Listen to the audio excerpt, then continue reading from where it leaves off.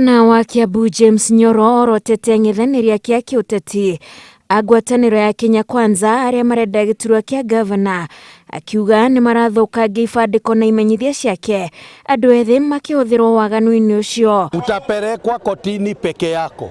Yule ambaye anakupea pesa au anakutuma ili ukatoe posta ya your opponent, nafikiria vijana waanze kufikiria hiyo si mambo ya ukweli. Na ukiona mtu anakutuma utoe, inaonekana huyu mtu anakuogopa.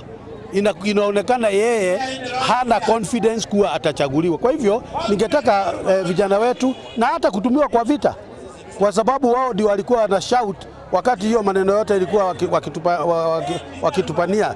Kwa hivyo Nyoro uria ukuite federa ya kiama kia Jubilee arenda commission ya IEBC gutacukiria ng'ethanĩria kĩmakinya mawatho kuona umutetia kĩhĩtũkio ni IEBC ni areranĩire kũiga thayũ. Kwa hivyo tungetaka kusihi IEBC na wale wengine waangalie kuwa hizi siku ambazo zimebaki 52-3 hivi, kuwa Kiambu haitakuwa mahali ya vita, itakuwa mahali tutafanya campaign kwa usalama na tuwe na heshima. Ahungurĩte matũra ma gĩcigo kĩa ũmbunge gĩa Gĩthũngũri kũrĩa erĩire aikari a gĩcokio rĩngĩ nĩ gwĩkĩrĩra tabarĩra cia ũrĩmi ya kuongeza chakula.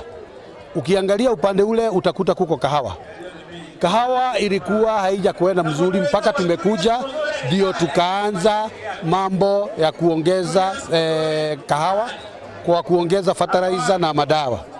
Vile sasa tuna mpango ya kufungua mill na tuanze kuuza kahawa pamoja.